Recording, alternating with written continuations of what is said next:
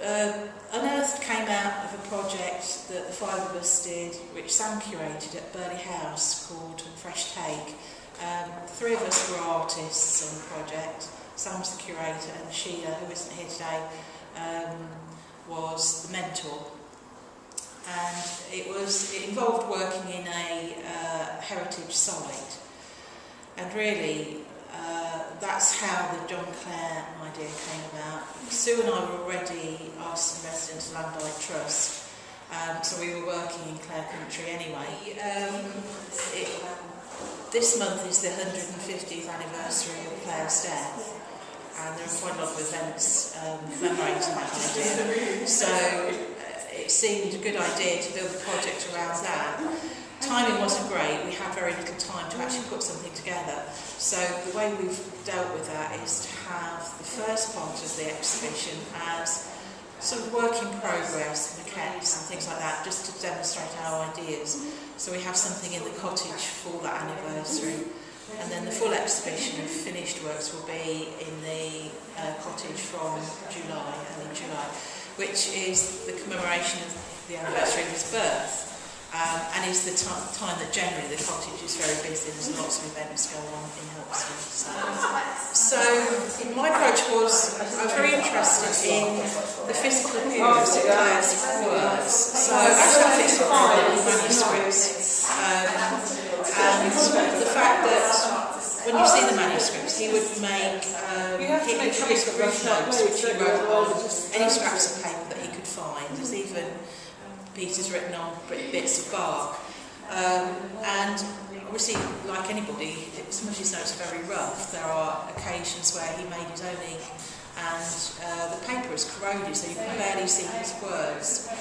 And I quite like this connection of the obscurity of the way he wrote with the fact that he used a dialect which some people found quite inaccessible.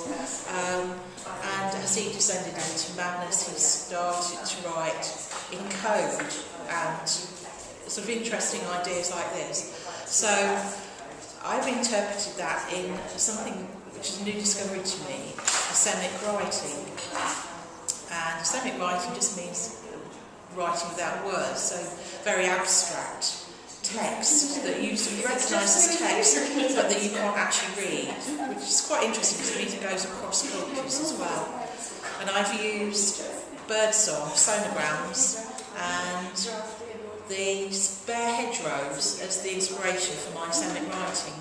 But the actual text, although you can't read it, is my interpretation of birdsong. So it actually, the sounds that birds make, which we write, we have a language for, and which Clare actually did a lot of research on and was one of the first people to write about. And that is what those words are what I've interpreted on fabric, directly drawn on and stitched on as well, just very easily interpreted. And at the moment, I'm just, for the first part of the exhibition, I'm just sampling ideas for creating this text.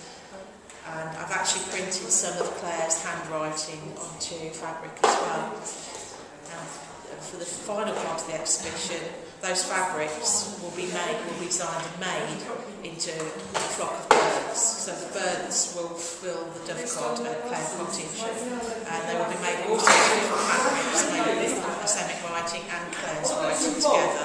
My favourite thing about it is his actual use of the language, the dialect language. The words that he uses for birds I find very descriptive and very sort of the place somehow. So for instance, long-tailed tits he calls bum barrels, which I just think is, because you look at them, you get a little fluffy, and it just seems so appropriate. And so I think it's that idea of the words that he uses, then bringing it up to date. You know, we use very standardised names for birds these days, and I think it's quite interesting to bring the character back into the names. Yes, definitely.